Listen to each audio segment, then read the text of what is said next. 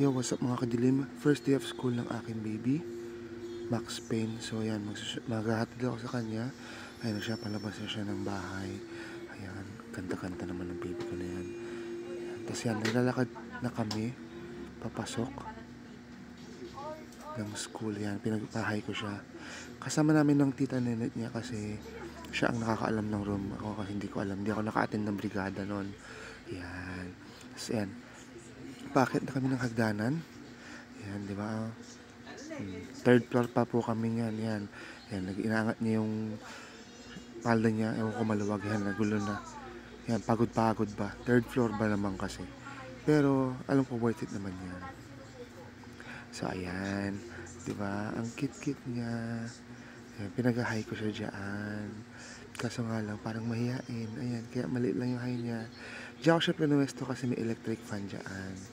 Ayan. Kasi yan, palabas na ako ng school kasi tapos ko na siya sunduin. Ayan, nakalabas na ako ng gate.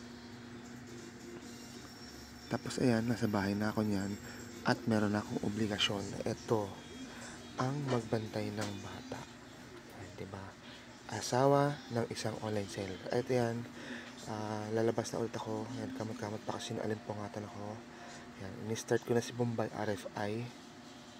Ayan, magsusundo na ulit ako eh. Ayan, pupungas-pungas pa ako. Kasi nga, inaantok pa ako yan. Kagigising ko lang. Ayan, lakad-lakad lang. Ang dami na ng estudyante kasi pasukan na ng mga panghapon yan. Kaya madami na ng estudyante na naglalakad. Ayan. At pagdating ko ng gate, ayan, tagsa na. Sobrang dami na lang mga mother. At yan, nandyan na yung part na hinahanap ko na si Max Payne. Kaso nga lang, hindi ko siya makita. Kasi daw may nagsundo na daw sa kanya. O, diba?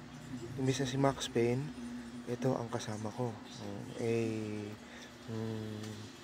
So, umuwi na kami kasi nga daw nasundo na. At ayan, nasermon na ako pag uwi ng bahay. Kasi nga, hindi naman daw ako nagpapaalam. At ito naman yung time na pinag-deposit ako ng pera sa bangko. Ayan. Tapos balik na ako ng bahay. Alaga ulit ng baby. At iyan po ang aking buhay bilang asawa ng isang online seller. Please like and share and subscribe to my YouTube channel, Facebook and TikTok accounts. Yun lang po. Paalam!